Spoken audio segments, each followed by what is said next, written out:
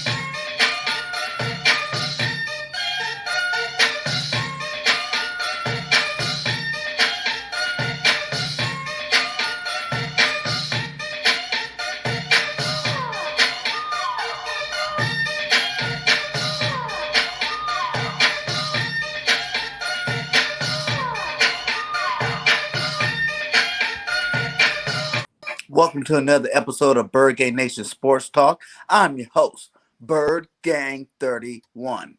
Today, we have another special guest here in the nation. We got Morgan from PSN. How you doing today, my guy? I'm doing great, man. Intro game is off the chain. That was great. I love that.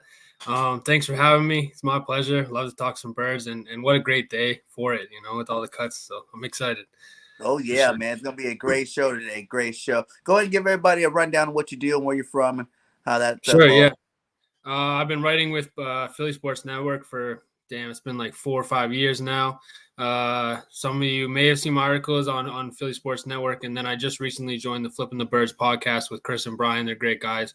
And I know you spoke with Liam from PSN. So yeah, we're out here. We're out here. Just my pleasure to come on the podcast and talk some birds. So let's do it. All right. Before we get into this 50-man, 3-man roster, give me your outtake of the birds. How do you like them so far going into the season? What's some key players you like and, things like that? For sure. I think with this season, as much as, we get hopeful as Eagles fans, it is a development season. I don't think it's a full rebuild. But for me, that's exciting, man. Whatever team I'm following, I love seeing the new guys come up and kind of, form a new identity. That's exciting to me. So I think I'm more excited to watch this season than I have been in a while. Obviously the Super Bowl season was special, but just starting over, it's kind of exciting in a way. Looking forward to seeing Jalen Hurts' development, looking forward to seeing these young receivers. I'm expecting Miles Sanders to have a bit of a bounce back year. And then overall, just seeing the new coaching staff. I like just a great little 1-2 punch with Jonathan Gannon doing some creative stuff. And then also with Nick Sirianni bringing in a new offense. It's just going to be an exciting year all around. So nice. Well, let's jump into some topics here. We got Gardner Minshew on the roster now. How do you feel about him? Do you think he's going to be able to pull up and take over that number 2 spot, or do you think he'll be just a camp arm, someone to help run the scout team and things like that? I mean, it's a great trade. Anytime you can get a quarterback like that for a 6th-round pick, and then a 6th-round pick that we ended up getting back with trading Matt Pryor anyways, we pretty much got him for free. I mean, you can't argue with the value. Will he beat Joe Flacco out for the second QB?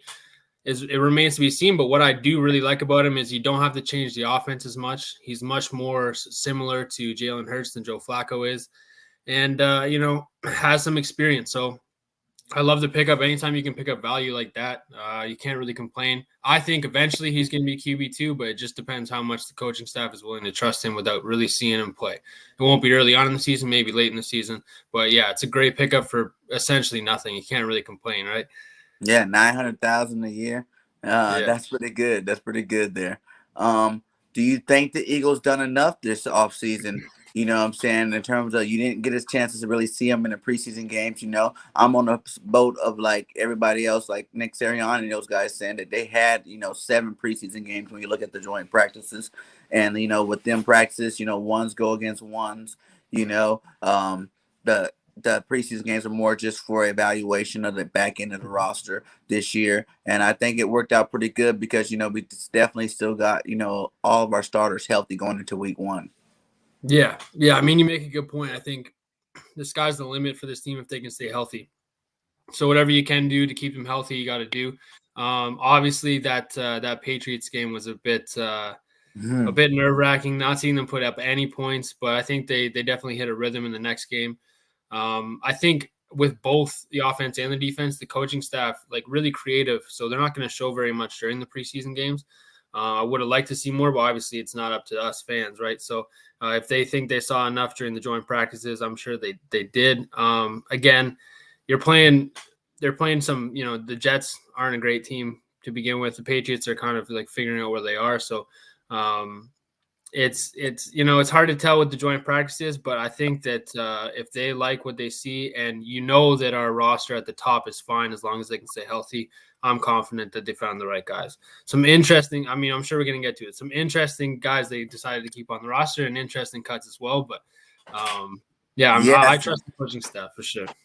Yes, man. Let's jump right into that, man. How do you feel about the people that we let go and who's still on the roster? I was not expecting JJ to be one of the 5 receivers left on this roster, man. I didn't see it. I didn't see it coming, and then Jordan Howard getting let go. That was another big shocker. When they had him at starting running back that time and had him in the second on the depth chart, I thought for sure they're going to keep a big body back. But I also said, a lot of people didn't get the chance to see that.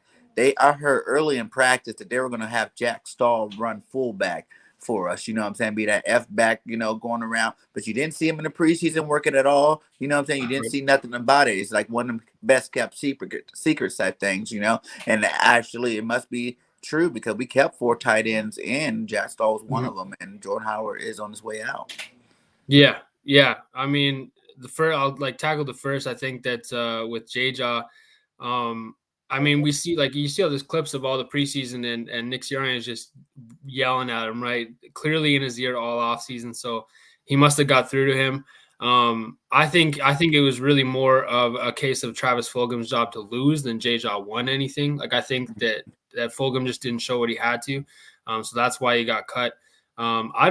I never hated J-Jaw. I think that he never really got the chance to show what he's got. But yeah, is he the best option wide receiver 5? I'm not so certain, but clearly they saw something I didn't. But with Jordan Howard, I think he'll be back, to be honest. I think that they figure out what they're going to do with Tyree Jackson. Maybe IR one of the linebackers they have and then bring him back. I can see him being back on the Eagles as soon as today, maybe tomorrow. I know that there's something different about his contract where he might not have to pass through waivers too. So I think he'll be back. But I didn't hear what you're saying about Jack Stahl. That I would love that, man. Bringing back a fullback, that'd be great. We haven't seen the Eagles with a fullback in forever. So having that, that would be awesome. I would love to see that. So that would be really cool. I didn't hear that, so that's cool. And then another thing I did hear was they're thinking about going ahead and releasing Rodgers now, and then after, as long as he's not on the roster, once the 53 man rosters made up there, bringing them back and putting Tyree Jackson on a pup list, for 6 weeks, and then having them stay there until, the 6 weeks are up, and then, maybe doing something with Rodgers at that point if they don't do anything with Zach Ertz at that time. Yeah, that makes a lot of sense to me. They've done that before, so he seems like a guy that can always be available. And honestly, 3rd, 4th tight ends, they're a dime a dozen, right? So you can find something to pick out the waiver. We like him because he's been here before, but they can find another guy. It's not a huge deal, so not a huge surprise. I think they want to give the young guys a shot, so I'm not surprised that they went the way they did, honestly. And how you feeling about? Let's go talk about that. The Eagles only keeping 3 running backs. Miles Sanders, Boston Scott, and Kenny Gainwell. Like you said, you think he's coming back? Do you think he's coming back? Howard's coming back on the roster? Or you think he's just going to be on the practice squad? Well, see, I thought that he might be on the roster, but I also heard reports that he might be on the practice squad. Either way, I feel like they pick up someone. just to be on the practice squad. I'm surprised they're going in with 3. I think that it's interesting to see those 3 names as well. We always expected them to be on the roster, but they kind of do a lot of similar things. Yeah. So having that big back would have been handy. So I think they bring him back. I think, like what you were saying, even with the tight ends, if they put Tyree on the pup list, maybe again they took 7 linebackers. That was a bit of a shock. So maybe one of those guys gets on the IR. I would say Davion Taylor's most likely, or even Patrick Johnson. Yeah, but I think they'll find a spot. They'll find a spot to bring Howard back. And if it's not Howard, it's really up to him, right? If he doesn't want to come back to the Eagles, then it is what it is. But they'll find a big back for sure. I think so. Yeah, and then like I said, with the fullback, if that is what they're doing with Jet Stall, man, you got your lead back, he's a guy, what I'm saying, you can give it a fullback dive to, what I'm saying, he is a tight end, he should know how to carry a ball, so we shall see what the Eagles do with that running back position. I was surprised to see Jordan Howard and Huntley cut. You know what I'm saying? I thought one of those two for sure was going to be on the roster. I was pushing for Elijah Holyfield. I'm hoping he still comes back for the practice squad. I think that'd be a good back to pick back up, put him back on that practice squad. Shout out to the 12 in the chat. Much love. Please hit that like. Subscribe to both of our channels, Flipping the Birds and the Bird Gang 31. Both links are in the comments, so go ahead and do that for me if you guys can. Much love to you guys. And so let's go back to the other guy that, we also got rid of, John Hightower and Travis Fulgham. What was your take on that? I didn't think Fulgham was leaving. That was a shocker for me today. I definitely did not think see Fulgham leaving this roster, especially if JJ was staying. Yeah, honestly. I think I saw the writing on the wall maybe in the last preseason game when they kind of sewered him with Mullins. I don't know if he really got a fair shot in the last preseason game. The fumble was probably the nail in the coffin. Yeah. Had a great season last year. I thought he showed some ceiling. It could be a good receiver, but this is something that I actually been saying all offseason is that we don't know if that was a blip in the radar or that's his new normal, right? So I think, unfortunately, what we saw is just a guy that couldn't get it going. I know that this coaching staff has really been putting a premium on route running. So I think that maybe just J-Job being that red zone specialist, if that's all they're looking for, maybe better than Fulgham in that regard. With John Hightower, not super shocked. I just didn't think he came in with the right attitude. Obviously, didn't speak to the guy. I don't know what's on his mind, but just Quez Watkins. You compare the two. That's really who he's in a battle with. We saw all the videos of him working out in the off season, him coming out in preseason playing the way he did. I just think, unless you're really trying hard and really showing some stuff, it was really Quez Watkins' battle to lose, and John Hightower just didn't do enough. Then didn't he get hurt too? He was out for a while with injury, so he really didn't even get a chance to see him in the preseason do anything, I think the injury bug kind of took over for a couple of people in this roster. That's weird. Didn't make the team and didn't make the team, did or didn't make the team. Yeah, man, I was shocked, what I'm saying. Fulgham did have that huge fumble in that last preseason game that kind of took him over. And then people were really questioning his effort and his will to really be wanting to play football and stuff like that, And I think the same with John Hightower. You look at John Hightower probably looking at Quez like, oh, I was drafted ahead of him. I probably should be getting a better shot of making a team than he did. But, Quez went out there and busted his butt. One of my very first episodes, man, I was telling people, watch out for Quez Watkins. So I was watching all his highlight, of his training in the offseason before even camp started. And I'm like, man, this guy looks like he's ready to go. You know what I'm saying? Like, he's ready to do big things this year. And sure enough, man, he done moved his way all the way up to the starting rotation. You got him and Devontae Smith with pushing Rager, who was a number 1 draft pick, to the slot, to the third receiver spot. So, seeing that, well, I'm a football player. I play ball. That would make me feel kind of, like, what the heck? You know what I'm saying? Like, I was drafted higher. Now this guy's starting, and you guys aren't even giving me a chance. So, but at the same time, this is you get paid for this. This is your job. You know what I'm saying? Go out there and bust your butt like everybody else, and you'll get the position you need. You know what I'm saying? I didn't see no Fulgham highlights on the offseason. I didn't see no Hightower highlights in the offseason. I didn't see no Ward highlights. I seen a one time when he went out and played catch with Jalen Hurts once, but that was pretty much it. These guys it seemed like they were on vacation in the offseason instead of, trying to push for a roster spot this year. But That's how I see Yeah. it. Yeah, I mean, I think you nailed it on the head. I think this coaching staff stressed it in the interviews. Like, they're not going to give anyone anything. They didn't name Jalen Hurts the starting quarterback until today, right? So all of that pedigree, all when you were drafted, what you've done in the past did not matter to them. And I think that's what happened with John Hightower and Travis Fulgham is, they were kind of resting on their laurels, hoping that they already made the team and didn't show up. And, yeah, got the adios. So How do you feel about these two players I got for you? Dillard and Ertz. Do you see both of these players making it on a team by the trading deadline? It's an interesting question. I think that it's really going to depend on how the season goes. Ertz was a player that I was actually looking at the other day. I think that he's going to play an underrated part of how well this team can be. And do. I think that what he's really going to define is the bottom line. If he can, be as productive as we see him, he's obviously not going to reach his former records or anything like that. But even just being a contributing factor, we probably won't see as many 2 tight end sets, so he might not see the field as much. But if he can just be what we know he can be and catch the football and get first downs, especially in an offense that really depends on efficiency and moving the ball, I think that if he can be a contributing factor in this offense, he's like the sky's the limit. If they can move the football in the middle of the field with him and then push Devontae Smith on the outside and Rieger kind of pushing those safeties and Watkins pushing those safeties as well, this could be a really good season for Ertz, even as a tight end too. With Dillard, I mean, you see what we kept on the roster in terms of backup tackles, right? Like, I don't know if any of these guys are really going to cut it. I didn't think Brett Toth had a great offseason. I'm surprised they kept him. You like Driscoll? I think he's all right. But again, he's not a guy that you want being your second tackle, I don't think. Like, in my opinion. So I think you have to keep Dillard. If Driscoll shows some improvement, if Brett Toth shows that he's can come in, I just think Dillard right now is not expendable. You have to keep him on the roster. You need that swing tackle. I thought they liked LaRaven Clark. He got cut. So you need the tackle. I don't know. I don't know if it's worth the value. Maybe they can get like a third or a fourth, but at that point, I think it's better just to keep him. Yeah, I think that's why they went so heavy on line.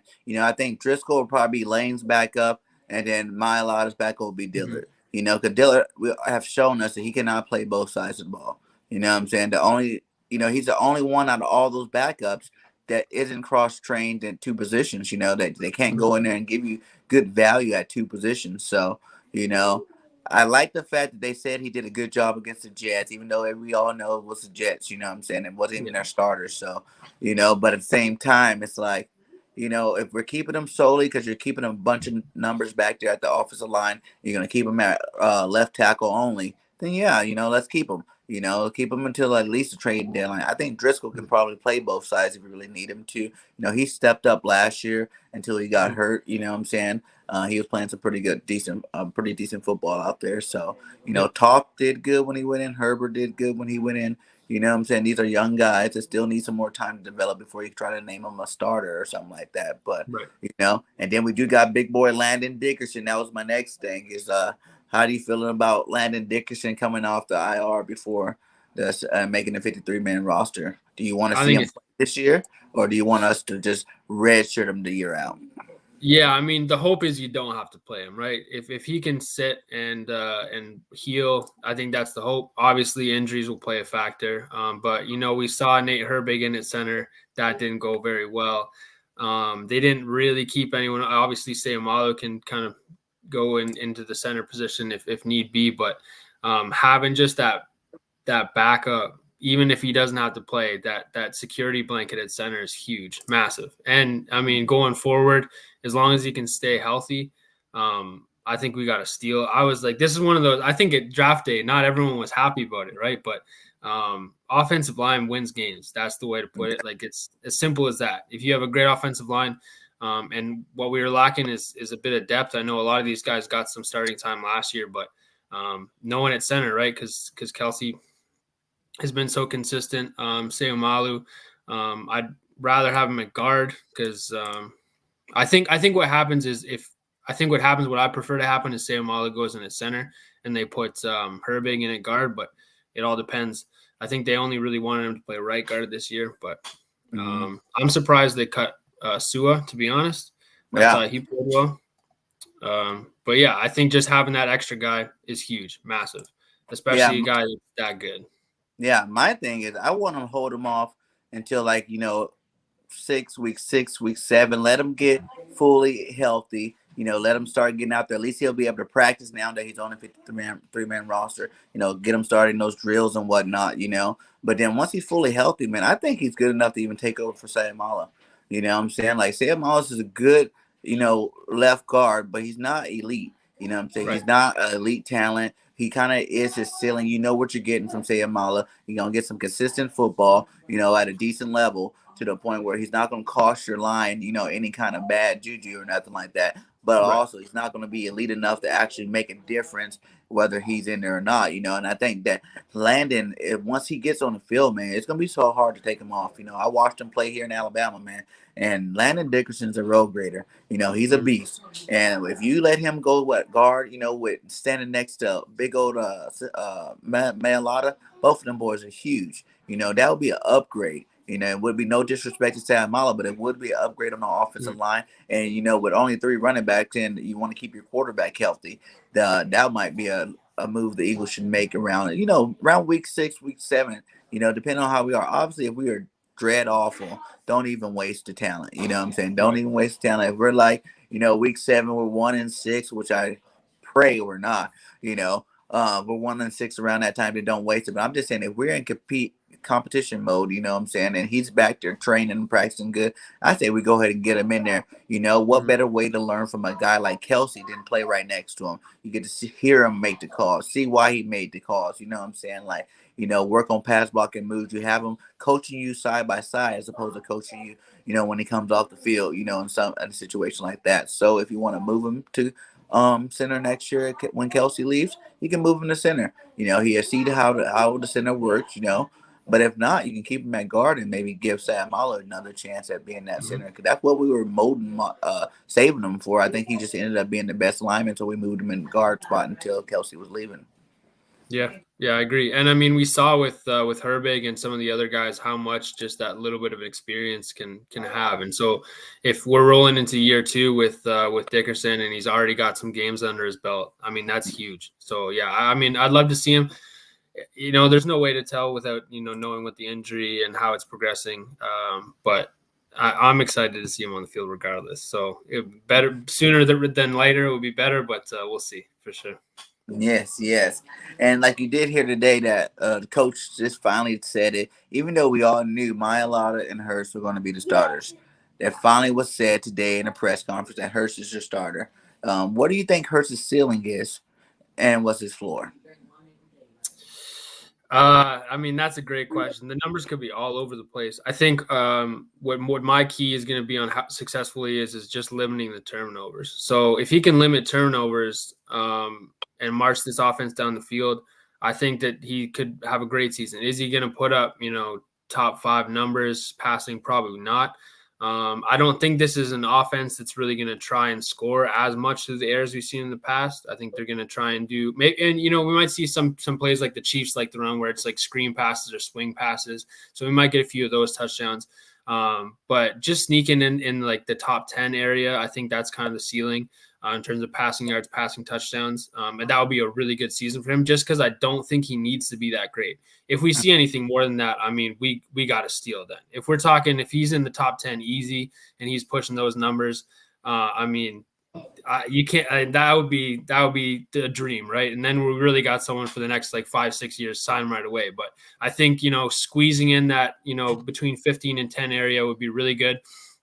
Floor, like, again, I hate to say it, I love to cheer for the guy. It's my team.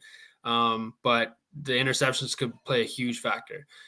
So if he's making those the same mistakes you saw last year, maybe even more with more playing time, we got a rough start to the season. And that can really play a huge factor in the mental game for a young quarterback. So I think it's really going to be about those first 5 games and getting his feet underneath him. But yeah, I think the interception, the turnover rate is going to play a huge factor. I don't know if you need a number, I would say I would love to see Kyler Murray type numbers. That would be like a really good season from him. Yeah, man. You know me. My ceiling is MVP. You know, Yeah. but like you said it though, I don't think it's like when people hear me say I think Hurts can be an MVP candidate this year. They think that I'm thinking like you gotta be launching up 60-yard touchdowns all season. The way this Right. offense and the playmakers on this offense is set up, he's not gonna have to do that. He can send a Yeah. 5-yard slant to the house.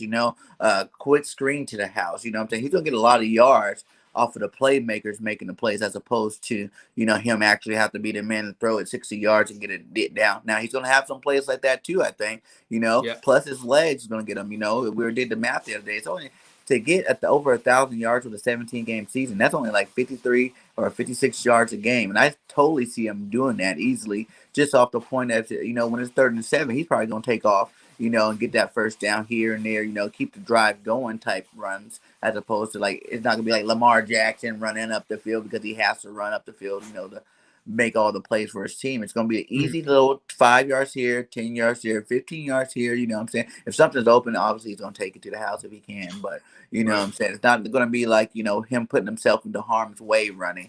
We do run the RPOs. We do have things like that in the offense. So, for 1,000 yards rushing, I got him at 1,000 yards rushing and like 38 to 4,000 yards passing this year. You know what I'm saying? A total of maybe like 45 touchdowns total rushing in passing this year. And I think, he'll be an MVP candidate.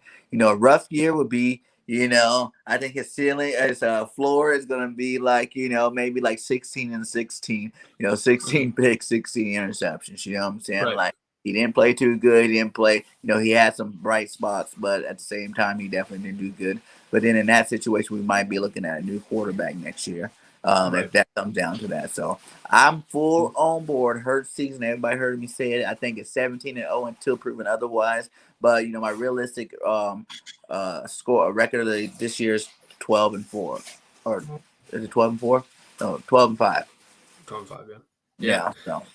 I mean, it's interesting. They're very different quarterbacks, but the floor and the ceiling is very comparable to what we saw from Wentz, I think, right? Obviously, we hope he's a better quarterback, a better fit, but I mean, we saw an MVP caliber season from Wentz, and we saw the low end. So I think if you really need to put it into a picture for yourself or kind of, put some numbers on it, like just think of Wentz's numbers. His high ceiling could be MVP. And then his low, I mean, yeah, we could be looking at another quarterback. So let's hope it's not the year from last year. It'll be the low. Yeah, exactly. So let's hope we don't have to go through that again. Heck yeah, man. Okay, my next question for you: how impressed are you with the young guns? I made a video about the young guns. The young guns consist of Jalen Hurts, Miles Sanders, Devontae, Quez, Rager, and Dallas Goedert. How impressed are you with them coming into the season, and how much damage do you think they can do? If they can live up to their potential, this could be one of the best young groups in the NFL. No question. I don't think anyone's doubting what this possibly could be, but we got to see it, right? Even with Miles Sanders, and he's been a proven guy. I think he still has more to show. Like, I don't think we've seen his best season. I think we've actually, seen some disappointing games from him. So if he can take that next step and be that, I mean, let's say top 5 running back that we think he is. And let's be honest, most Eagles fans already think he's that good, but I think he needs to show it. With Quez Watkins, man, I don't know if it's a full surprise. I mean, you were saying you saw this coming. You should start pulling some receipts, my man, because that would be great if you saw this coming from the season. Because I think I tell him, I go, remember when we were talking about this? You said he's gonna be a 4th receiver, and I told you this guy, he's the real deal, man. It's like, and the way he came in from the day one of practice, man, you seen this guy start elevating his game, start stepping and moving up that roster from day one. Every single practice you heard something good about Quez Watkins. Even in my last video, before he was even named the starter, I was like, well, I know we love Devontae Smith, but he is only a rookie. Hey, Quez Watkins can even be our starter. Either way, both of them are going to be on the field at the same time. But, the number 1 receiver on our team, he has that kind of elite speed that, you can't teach that. Regardless, Devontae Smith is fast. He has great, he's one of the best route runners. I think he's gonna have a phenomenal rookie year. But that elite speed, that's that Tyreek Hill speed. You know what I'm saying? That's that Pro Bowl Tyreek Hill speed. Deshaun Jackson for all these years. That's why he's the number one, deep threat in the league. Of all time, what I'm saying? Like, you can't teach that. And he worked on his route running this offseason. He's running a lot more crisp routes. And what I'm saying? Like, I hope he does, if he's our best receiver, I don't care. As long, we get somebody over 1,000 this year. Yeah, that'd be great. I mean, what I love about this roster is like you look at who's on the roster and like there's no break for this defense, right? You have Jalen Reagor on, you have Devontae Smith on, you have Quez Watkins. I know that I'm one of those guys pounding the table for Greg Ward. I think he's way better than a lot of people do. Not everyone loves him, but what he does is he catches the ball, he gets first downs. This is what he does. You don't get arrested with him. You got Quez Watkins. Tight end, you got Dallas Goedert, you got Zach Ertz. Like there's no holes on this roster if everyone can play up to their potential. Like that's a nightmare to defend, especially in a team that's just going to give it to their play. Like you were saying with Jalen Hurts, like there's going to be screens, there's going to be 5-yard slants, there's going to be ends, there's going to be drag routes, there's going to be crossers. We're going to just get the football out of Jalen Hurts' hands quick. And then the running game, like we saw it a bit with the Colts. I'm sure there's going to be some more creases and some tricks to throw in there, but this run game is going to be really exciting, especially, they're talking about bringing in Stoll as a fullback. Like that just gets me amped, man. So like, there's going to be no rest. You're not going to know what's coming. There's so much speed, so much talent. So I'm like, you can't really ask for a more exciting young lineup, but again, it has to be proven. We have to see it. We really have to see it. Atlanta's going to be a good test, man. Another like good developing young team. So I think that if we come out and we play really well against Atlanta, we're going to put this league on notice for sure. Yeah, man. Cause I was like, how, like this is the first time I can think of our team having like, threats at all three levels. You know what I'm saying? Like our running backs, Kenny Gainwell in that last preseason game sold me right there. That last preseason game, sold me big time, to not be with the starting line, to not, have your starting quarterback in there, but to catch everything, to make the plays he did, the passing and the running game, running up the middle, which everybody thought maybe he'll be good at, maybe not, because he's a little not that big, about the same size as Sanders, but man, that guy's going to be a steal of the draft if he continues to play the way he's playing, man. Like, being able to, if you try to stop that run game with Kenny Gainwell, Miles Sanders, and Jalen Hurts RPO game, then you're gonna leave somebody open. I don't know 3 cornerbacks that can guard Reagor, Smith, and Quez. You know what I'm saying? That's too much speed as it is by itself. You know what I'm saying? They're gonna be open up the field. Reagor should be able to eat all day in the middle. You know what I'm saying? All day on those slants, all day. Goddard too, eating all day in the middle with Quez stretching the field the way he's going to be able to stretch the field this year. And, the middle deep post, from Devontae Smith running his routes up there, that middle of the field's going to be wide open. Everybody's going to get a chance to eat. You won't have an opportunity to double team anybody, because if you try to double team Quez or even Devontae Smith, you're going to leave the running game open, or you're going to leave someone else that's a very explosive open. So I see this is the most talent I think we have at the skill positions that we've had. And I can't even name a team that had it, because we got those tight ends too with Goddard and Ertz, to make up for that spot too. So I don't remember a team that we've been this deep, with, high level players like that. Yeah. Yeah. I mean, it's going to be exciting to watch. And I think that like another thing that we're not even factoring in is just like how good this offensive line could be. Like we're talking, we're talking again about potentially top 3, it could be the best if they're all healthy. Yeah. And that's going to play a huge factor in the run game. Like Miles Sanders could fall forwards for 5 yards, right? That's how good this offensive line could be. So all in all, man, I think we're going to surprise a lot of people in a let's be honest, a pretty weak division. We could find a playoff spot. Let's hope. Cowboys will be tough. Redskins will be tough. And we're going to the playoffs, my guy. Yeah, that's my prediction. 12-5 better get us there. I don't think anybody in our division is going to get it. It really is going to matter, like you said earlier, this first stretch of games. If we can come out of here 4-2, 3-3, I think it's no problem. Because then we hit a couple of easy games out before we end the season with the division. And inside of our division this year, I got a splitting with the Cowgirls just because I think the first game we win, but by week 17 we're not going to have to worry about our starters playing. So they might get a win there. But that's my split with that division. And then the Giants, I think we're going to sweep this year. And then we'll probably sweep the Redskins, maybe, or Washington football team. I think there's a possibility we sweep them because they don't have a good quarterback. And I'm not too scared of that defense. Everybody gets worried about that defense. But I'm like, do you guys not remember our B team went there last year when we handed them the division? Our B team was the ones playing, and Jalen Hurts had 2 touchdowns right before the end of the half. And we could have beat them if we didn't, tank for a better draft pick. You know what I'm saying? Right. Everybody knows that's what we did. We could have beat them then. Their defense wasn't that great. Chase, we have one of their best defensive ends on our team now in Ryan Kerrigan. So, he had just one less sack than Jamar Chase, or not Jamar Chase, Chase Young. Like that's one less, and he only played 30% of the snaps. So it's like obviously he was a bigger part of that defense than everybody expects. And I'm not really scared of anybody, to be honest. When you look at the schedule, that's why my fan side says 17-0 until proven otherwise. Because I can't sit there and tell you one team that I'm going to be like when we play them on Sunday. That team's going to beat us for sure. You know what I'm saying? You can say the Chiefs. Maybe, but I think it's our time to beat Andy Reid. It's time to beat him. He's beat us every time since he left. Big Red's got us, and I think this year is going to be our year.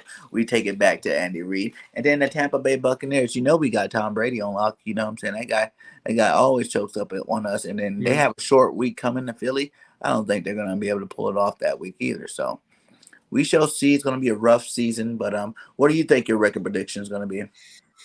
I think I would be happy if we stay healthy. This is going to be if we're healthy record prediction. For sure. I mean, 12-5 would be great. That'd be fantastic. I don't think it's like what you're talking about. It's not crazy to me. I think you're talking a lot of sense. I think I'm a bit more a pessimist, but I think 10 wins will be really good. I think the real wild card is going to be the defense. Like, can we hang with the Cowboys offense is going to be big. If this defense can develop and we can hold people to 20 points, 25 points, I think our offense can match that. But, we're not sure yet. I love what we're doing. I love Alex Singleton's going to be fantastic. We got some backup with Eric Wilson, some not a backup, but some reinforcements there at the linebacker position. D-line's always going to be a strength.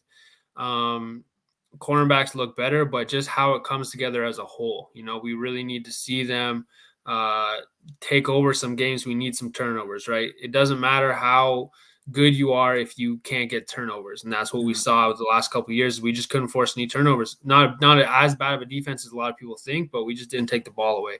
So I think that 10 wins will be great. And again, I mean, we've been saying it pretty much the whole day. It's that first 5-6 game stretch. If we fall flat on our face first couple games, it might be a rough season. Even though we got easier games coming, Chiefs are going to be tough. Bucks are going to be tough. Even the Cowboys early in the season, that offense is no joke. Their defense is garbage. Like, let's be honest. I think we're going to beat the Cowboys early in the season because Dak just now starting to practice again. That's true. And like, he didn't play no preseason game. He's just now starting to practice. He had the leg injuries that to work out. Once people start falling around his leg, the ghost's going to pop up in his head a little bit. You know what I'm saying?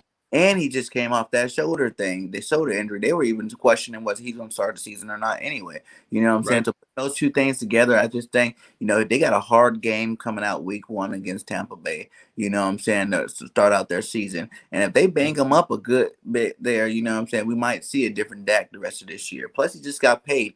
And a lot of players, when they get paid, man, their stats go down. You know what I'm saying? It's happened all across the league on our team. On everybody else's team too. It's like once you get that big paycheck, sometimes that stat line go a little bit lower. So I think everybody's expecting Dak to come in and be this, MVP season type quarterback. And I don't think he's going to do it this year. That's just my opinion, though.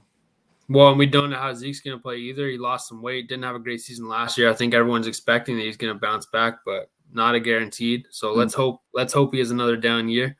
But yeah, 10 wins would be great. 12 wins would be even better. But as long as we can get more than, we should be able to win most of the last 7 games of the season for sure. I think we've got a pretty good stretch. One of the easiest schedules.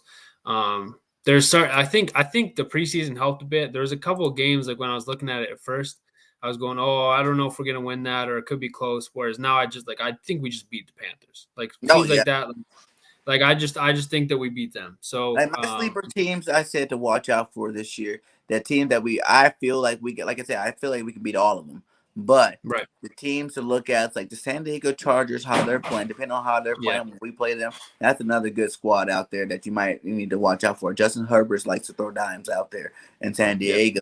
And then depending on how good Teddy Bridgewater is playing with the Broncos, because that defense is going to be a lot better this year. They got the guy from Alabama, Surtain Jr., right? And they also got Von Miller back this year, to put with Chubbs and the rest of those guys in that D line. Their defense is going to be looking pretty hard to go against. And then people have hard times playing in the Mile High City anyway, with the air and all that stuff. True. So I think that could be another sleeper game that, if we're not on our top of our game, we could lose that one. And then, like I said before, the Chargers game is another one I'm looking at. And maybe, I think even if the ones we do lose, they're going to be close games. It's just, those are my two that maybe. So you look at those two plus the Dallas end of the season giveaway, loss. And then, what I'm saying, hopefully we beat both KC and Tampa Bay, but there is a good chance one of those guys beat us too.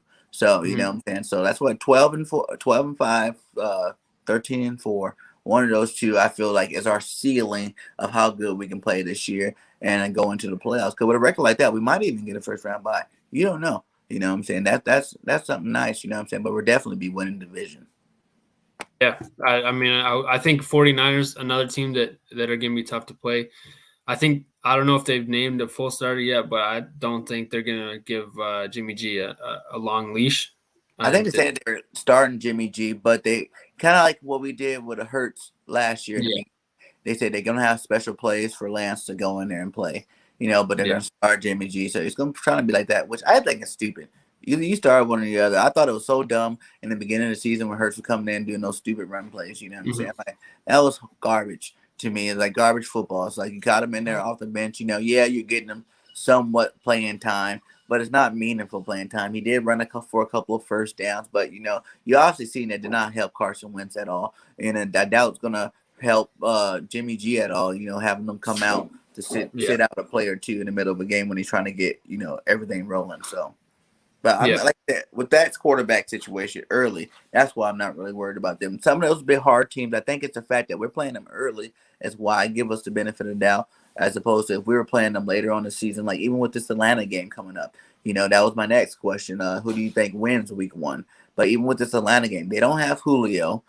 Kyle Pitts, everybody just seen that nice little run he did. But for me, it wasn't as nice as everybody thought it was. You know what I'm saying? It took him like 4 or 5 steps to even cut it upfield all the way. And he got some speed. Everybody knows he got speed. But in a real game against real starters, he's not making that 25-yard run right then and there. He's going to get hit probably after 5 to 10 yards. You know what I'm saying? He's going to get hit hard. And I'm saying, like, if we had him later on in the season, once he actually understands the speed of the NFL, game-like situation, to actually start getting him, making himself a presence in the league, then I would worry about it. The only one I'm worried about on Atlanta this first week is Calvin Ridley, obviously, because he's another one of them Bama receivers, and those Bama receivers can ball.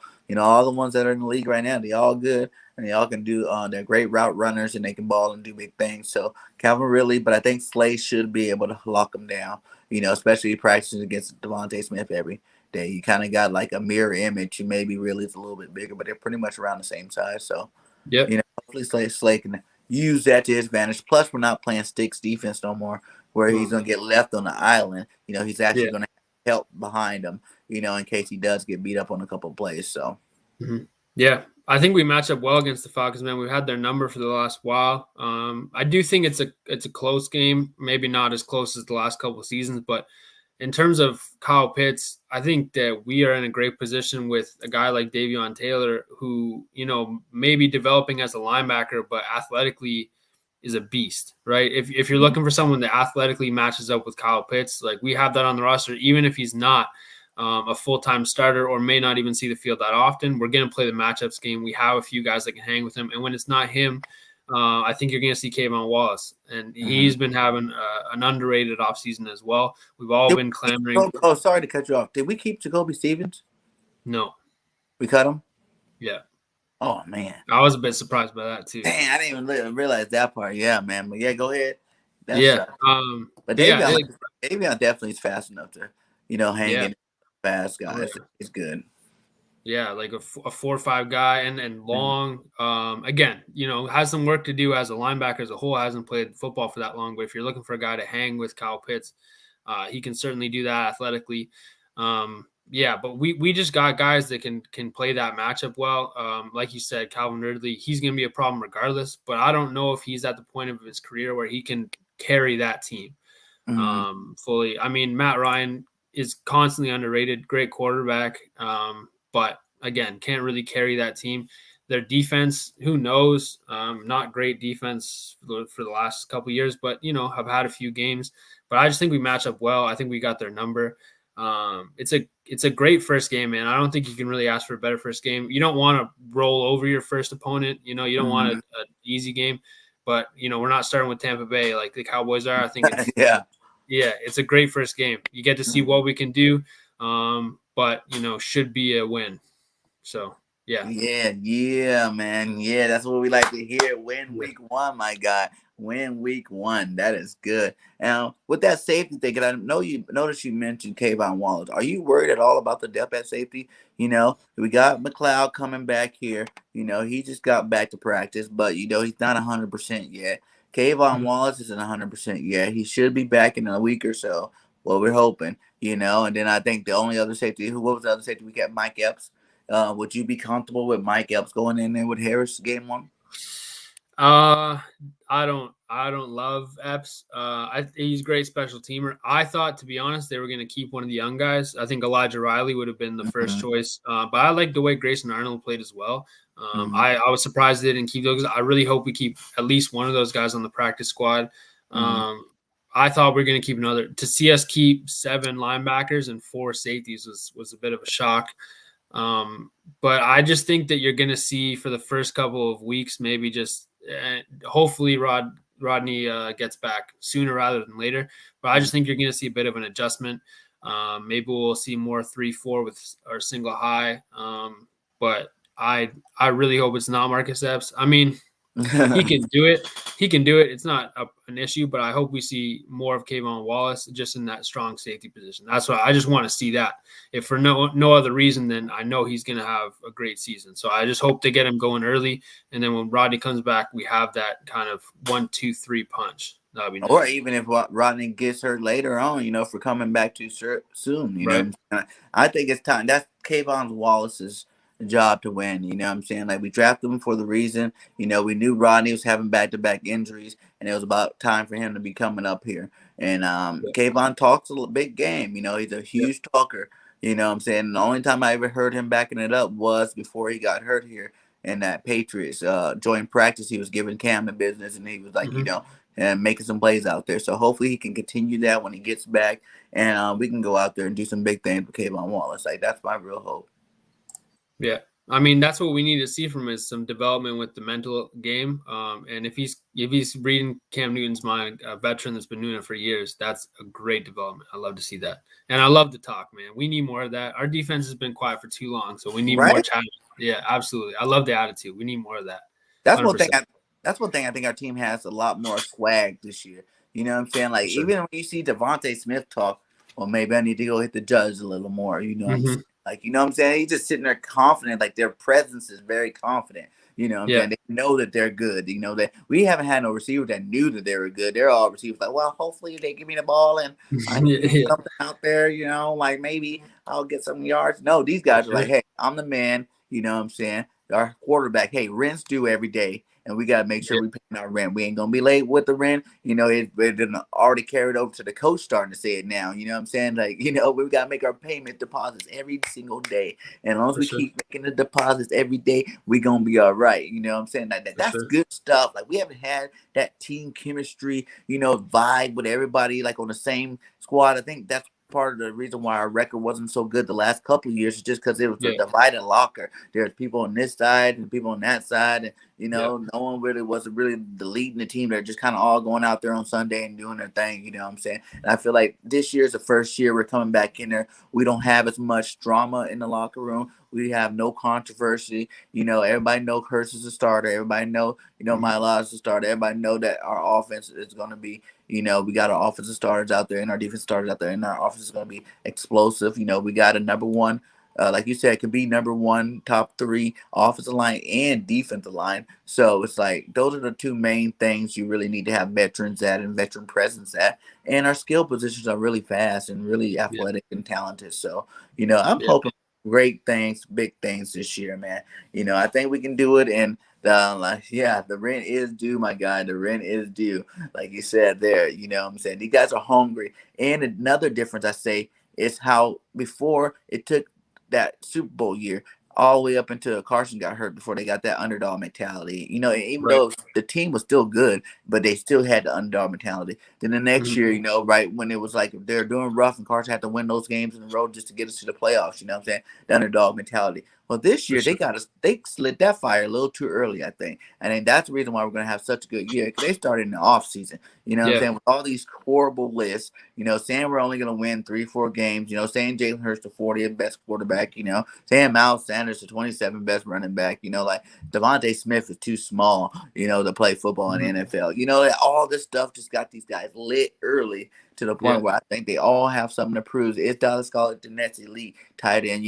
Is Zach Ertz worth keeping on the team? Or, can we get some value out of him if we do decide to trade him by the trading deadline? Like everybody have something to prove. The veterans like Fletcher Cox and Lane Johnson, is their time coming up because their contracts are so high? You know what I'm saying? Like, are we going to keep them? Are they going to restructure and stay? Those type of things. They got to go out there and show that they're worth the money they're getting. Because I don't mind paying them that kind of money if they're going to be worth it. But the guys haven't been playing. Fletcher Cox have not been playing $20 million, a year football. And that's my biggest thing. Either you're going to, I understand everybody thinks you're the second best DT behind Aaron Donald. But Aaron Donald can get the sacks and he can stop the run. He can do both. And he's a smaller guy than you. So I understand you are a better run defender than Aaron Donald, but you still got to get the sacks, my guy. If you're getting paid $20 million a year, you got to get the sacks too. I'm sorry. I don't. If you want to, take a few less million, maybe drop down to $12 to $15 million and then only be the best run stopping, DT in a game, then fine. But as long as we're paying you $20 million, Javon Hargrave the same way. We're paying you guys $20 million a year, man. Y'all need to get some sacks. There's nothing around that. You know what I'm saying? Like, that's how I feel about it. It's like, if you want less money to do less, okay. But if you guys want to be the best, like you guys claim you are, we got to see some production. And with Marlon coming up in the ranks from USC, my boy from USC, I love USC. And then we see what Milton Williams out there doing. That dude looks like a beast. People are comparing him to Aaron Donald right now. You know what I'm saying? They're saying the same body size, the same structure. You know what I'm saying? Speed, athleticism. I'm like, whew, Fletcher about to watch his job. The way Milton's playing right now. You know what I'm saying? Honestly, if he keeps balling, then it's going to be easy for the Eagles to go ahead and get, part ways. And I don't like seeing anybody that's a good Eagle leave. You know what I'm saying? But it's a business side of this too. And if you're not producing at the level you need to produce to get the paycheck that you're getting, then I'm all for, having someone else to get in there. We can use that money for other positions. For sure. Yeah. I mean, we'll go back to like the Super Bowl season. We're talking about the attitude. Two of my favorite guys on the defense always were Nigel Bradham, play with that edge. I mean, had some issues in coverage and all that stuff. Play with that edge. And then Timmy Jernigan, again, just another edgy guy, like mean. And I get the same kind of energy from Alex Singleton, that like Nigel, different guys for sure, but just he's there every play. Even in the preseason, man, he's racking up 10 tackles. He's flying to the ball. He's hitting stuff. And then you talk about Milton Williams. What I'm excited for is maybe to see some 3-4 with Fletcher Cox in the middle, Milton Williams, and then Javon Hargrave outside. Like, that's what I'm excited for, is Fletcher Cox has been doing the same thing for the last, however long it was with Jim Schwartz. Even just a little bit of a change where, okay, they've been game planning for Fletcher Cox the same way. And now it's, okay, now he's going into 3-4, he's playing nose, or even bumping him outside and more. We got rid of the NASCAR package. We used to run that a lot with him in there. Didn't do so much of that. So just giving him different looks. I think he's going to have a bounce back year. We hope he's going to have a bounce back year. But then, Williams be on the end and didn't have to run hard race in the middle. Because that's what they said. We're going to switch back and forth from 3-4, 4-3 all year. We're going to be switching back and forth, running multiple different defenses.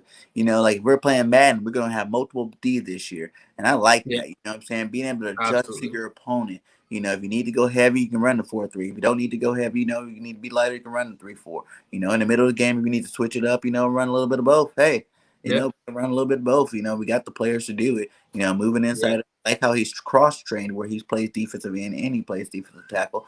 Most of the guys in that line can do that. So, yeah. What a development we saw in preseason that we haven't seen in a long time is they just had Jannard Avery lined up over the center, and every single play he blitzed.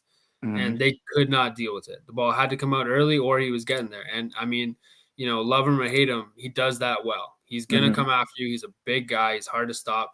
And then, you just look at who's on a roster. You mentioned Ryan Kerrigan earlier. Taron Jackson was one of my favorite draft picks. He's a monster. Yeah. Brandon Graham, he never lost a step. Derek Barnett, again, is he worth the money? Maybe not, but great player, like definitely an above average rusher. Josh Sweat is on the come up. He's going to have a great season. And then just that defensive line, there's no breaks for any opponent's offensive line. And just the way, again, you're talking about just being multiple and just having different looks, are they coming off the edge? Before they knew, right? It was the 4 down lineman. Maybe you bring a linebacker. Now there's blitzes. Now I'm sure there's a reason why we got all these linebackers that can play both, can rush and drop back into coverage. You're going to see a lot more of that this year. It's just going to be a way more exciting defense to watch, especially, you're saying, you play football. And so those guys where you just remember those different looks and just confusing quarterbacks. It's just going to be way more exciting to see. No more sticks. Oh my God. If I see sticks, just have blitzing back. It's going to be awesome, man. Schwartz hated blitzing. I don't know why, because blitz is a big part of defense. He hated it. I understand his scheme. His scheme worked good enough to get us the Super Bowl. So, hey, much love to you, Source, and bringing that defense to our day. But, man, it's only can work for so long. You know what I'm saying? It was only going to work for so long. There's going to be ways. There are definitely flaws to that defense, and people just learn to just take advantage of the flaws. And that's what they did, man. They just eat us up. I used to hate sitting there and seeing those 5-yard slants over and over and over and over. Really, guys? You guys know it's coming? I'm here at home, and I know it's coming. Come on now. Get some different defense going on. We can stop that, But it was because he didn't want anything going over his head. You know what I'm saying? But that's stupid. Playing a prevent defense ain't never going to work for nobody for a whole year for consistently. You got to get after the quarterback. You got to play some press sometime. You know what I'm saying? There's time to press. There's time to back up. You got to pick and choose your poison. And I'm just excited overall. Like you said, the switching. The 3-4 to 4-3 is going to be awesome. Being able to line that 4, even when we're running the 4-3, to have that rover linebacker come up, and not have his hand in the dirt. If he has to set the edge, he'll set the edge. If not, he'll back into pass coverage, man. I think the Eagles defense is going to be a lot better than it was last year for sure. Absolutely. I think, we were top 3 in sacks, and I see us even getting more, what I'm saying? With that defense line we got, we should be number 1, if not top 3 again. So, it's going to be an exciting year for sure. It's going to be an exciting year for sure. But what I like to do at the end of our show, man, we've been running by the hour. Shout out to the 10 in the chat still rocking with us. Much love. Please hit that like and subscribe to both of our channels. The link is in the description or inside the comments. So Flipping the Birds, Morgan here from Flipping the Birds and BIRDGANG Nation Sports Talk. I'd like to get your all-time Eagles team. You know what I'm saying? I'm going to walk you through it. I'm going to tell you position, how many players I need from which position. But, yeah, I like to see it because this has been a real interesting thing. Every single time we've done gotten a new person on the list. And I'm going to see, is your team going to be more traditional or are you going to bring out some new guys to help the list out, my guy? So, don't worry about what anybody says in the chat. This is your list. All right. You know what I'm saying? No bias. It can be present players. It can be former players. You know, you can go back to the 70s if you want to. It's up to you. Well, just your favorite Perfect. players. But we're gonna start out with the quarterback. Who's your starting quarterback and who's backing them up? I think that the starter is going to be Randall Cunningham. I Yeah, know that. I think that a lot of people would say Donovan, but I think Donovan's the backup. I just love what Cunningham can bring to the table. He's way more diverse. I mean, you have some questions about leadership with Donovan. I just think Randall's going to be a better leader. But then, yeah, obviously Donovan McNabb is the backup. I think those are the 1, 2. That's the right answer. If yeah. you disagree, you could disagree. There's If you disagree, it's not your list yeah. anyway. So Yeah. stuff it. There you go. They're all right answers to me. Let's go with 3 running backs. All right. So top 2, easy for me. LaShawn McCoy is number 1. He's the starter. And then Brian Westbrook, got to go with him, number 2. I was going to go with William Montgomery. I think that he's kind of underrated and forgotten in history, but you can't pass up Steve Van Buren. I think that, all-time legend. I think Steve Van Buren is the first time making the list. Yeah. All right. All-time legend. So can't skip over him. Give me 2 tight ends. All right, so this is where I wasn't, I thought I might get some flack, but obviously I think Zach Ertz is the best Eagles tight end of all time. But then number 2, I'm going with Brent Selleck. I think that he's underrated, does a lot for the Eagles team, and there's a reason why he stuck around for so long. Eagles legend for sure. So that's my number 2. All right, give me 4 receivers. All right, so I'm going a bit classic with these. I'm going Mike Quick, Harold Carmichael. I think that gives you a nice little 1-2. Tallest receiver of all time. You can't go wrong with that. Prolific. Deshaun Jackson. Maybe put him in the slot. That would be exciting to see. And then another name, Tommy McDonald. He lined up all over the place, kind of a throwback. Tommy McDonald. You got an old school receiving core. I like it. It. McDonald was good, Yeah, I had to make some cuts, but I think I was going to go with Jeremy Maclin too. That's another, you can't really go wrong. Great receiver too, but yeah, I had to go with the classic. Nice. Who's going to be starting on that O-line?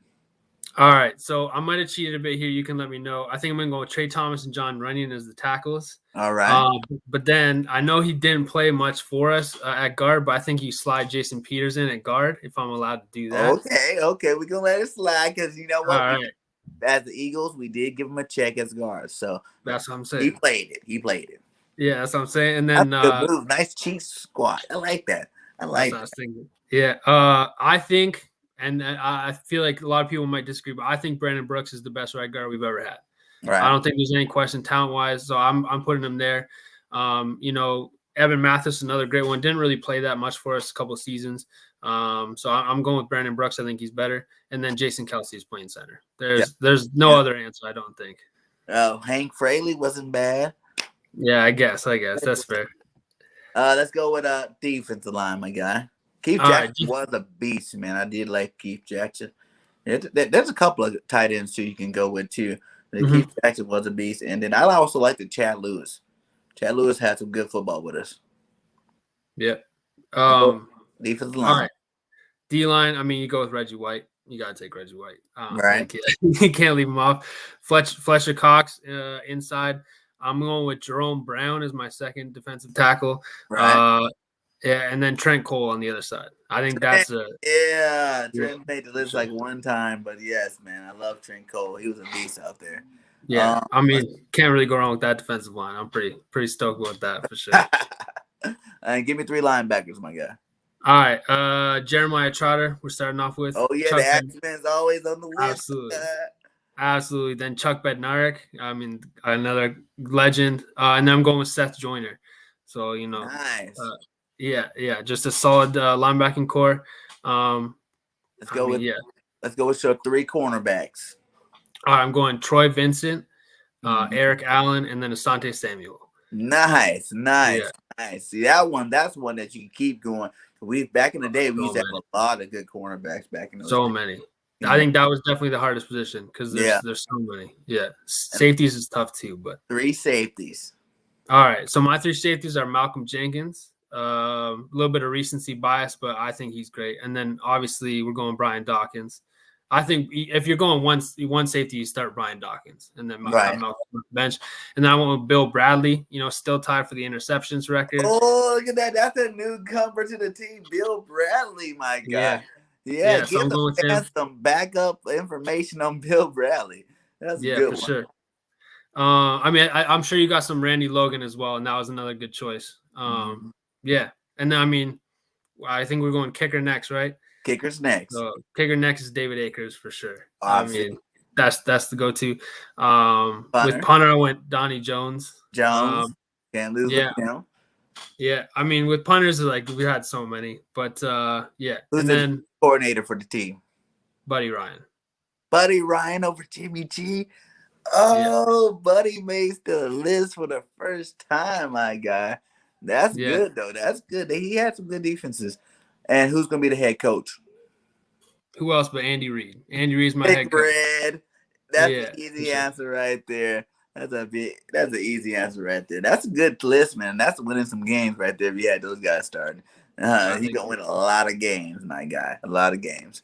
Well, hey, man, thanks again for coming on the show. Please give everybody a breakdown where they can find you at. Sure. Twitter, I'm at Morgan_PSN. I'm on Philly Sports Network, so you can check out my articles there. And then Flipping the Birds podcast on YouTube. We post on we're on the StreamYard as well. I think we're on Apple Music underneath Philly Sports Network Radio. So come check me out. Thank you so much for having me on the podcast. It was a pleasure. It was a lot of fun. So I need to come over there on Flipping the Birds one episode too, my guy. Sure. I like that show, man. Like if you guys need a guest for one day, you know what I'm saying? Make sure you hit BIRDGANG 31 up, man. I'll put in a good word for sure. All right. And hey, if you ever want to come back to the nation, my guy, you're always welcome. Any of you guys from over there at PSN, man. I love all you guys. I watch all you guys. And much love to you. You guys, please, like you said, the links inside the comments. Go ahead and sub up, PSN, Philly Sports Network. Check out his work on Flipping the Birds, my guys. And thanks for joining us, being with us here today. And much love to all you guys out in the chat. All 10 of you guys for sticking around the whole hour. Much love to you. And like I always say, fly, Eagles, fly. And until next time, this was BIRDGANG Nation Sports Talk. I'm your host, BIRDGANG 31, and I am out. Peace. Go Birds.